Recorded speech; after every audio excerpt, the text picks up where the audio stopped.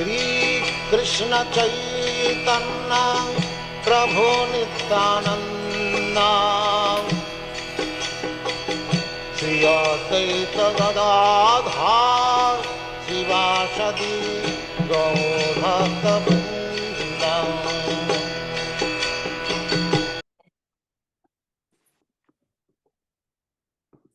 Om Jnanatimirandasya Jnananjana Shalakaya Chakshurunmilitam Yena Tasmai Shri Gurve Namaha Shri Chaitanya Manubhisham Sthapitam Yena Bhutale Swayam Rupa Kadamahyam Dadati Swapadantikam Vandeham Shri Guru Shri Yutapati Kamalam Shri Gurun Vaishnavascha Shri Rupam Sargajatam Sahigana Raghunathamritam Tam Sajivam Sadvaitam Savadhutam Parijana Sahitam Krishna Chaitanya Devam Shri Radha Krishna Padana Sahikana Lalita Shri Vishakhanvitascha He Krishna Karuna Sindhu Dinabandho Jagatpate Gopesha Gopika Kanta Radha Kanta Namastate Tapta Kanchana Gaurangi Radhe Vrindavaneshwari Vrishabhanu Sute Devi Pranamami Hari Priye Vanchakalpatarubhyascha Kripa Sindhubhya eva cha Patitanam Pavanebhyo Vaishnavebhyo Namo Namaha Jai Shri Krishna Chaitanya Prabhu Nityananda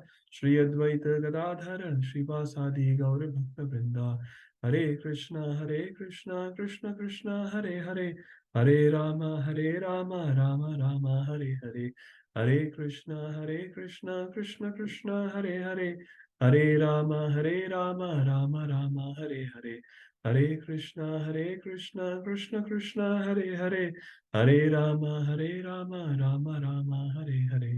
Guru Srila Prabhupada ki jai.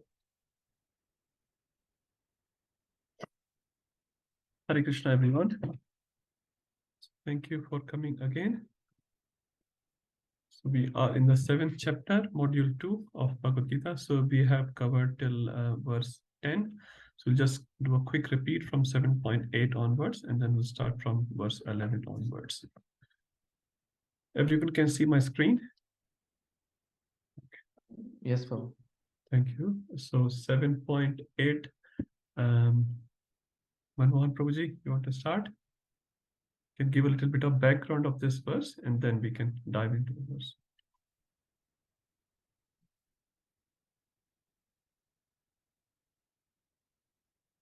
Sorry. Bhagavad Gita 7.8.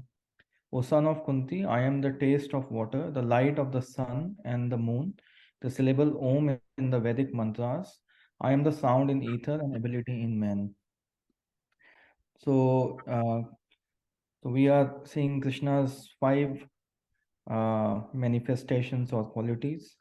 So you talked about like para and apara. So Krishna's transcendental aspects are para, which are like he is living in Goloka Vrindavan, where he's manifesting his transcendental aspects, Ida Dokshaja, above the 3 modes of material nature. And then these aspects are apara in the material world. And you also said Imena's aspects. We live in material world and experience Krishna's presence. So he explains the first one in this rasa taste, apsu in water. So he's the taste of water. Which you explained that the saliva is a medium through which experience taste in different foodstuffs. Then the second one was light of sun and moon, which is prabha, the light in Sashi Suryo of the moon and the sun. So Krishna is the light, and like, I mean, we know how important Surya's light is for us to see everything, illuminates everything. And the moonlight, I think, is important for vegetables. It gives the different qualities into the vegetable. Then the third one is Om, syllable Om, which is also Krishna, but Acharyas say it is the impersonal address of Krishna. And you gave the example of like Prime Minister walking in the room and addressing him as the head of the state. And the other way of addressing him would be Narendra Modi. So be like Om is an impersonal aspect of the Lord, where we are addressing him in different Vedic mantras. And you also said Omkara is added to different important Vedic mantras like the Gayatri mantra, which we get after the second initiation. Then the fourth one is ether. So ether is always connected to sound, and in the shloka it is K in the ether. I think you gave the example of Putana. So she used ether as the medium to travel, and her name was Khechari. So then you also explained that the 5 elements. So ether connects to sound, and it is used for for transmitting sound. Then we went to air, which has the qualities of ether. Also, it has the quality of touch because we can feel air. Then we went to fire, which has both qualities of air, ether, and also we can see fire. So third quality. And then fourth one was water, where we have qualities of ether, air, fire. And the specific quality of water is taste. And then we went to earth, which has all the 4 qualities of air, ether, ether, air, fire, water, and also on top of it, smell, like the fragrance. Then we came to the last one, which is ability in men.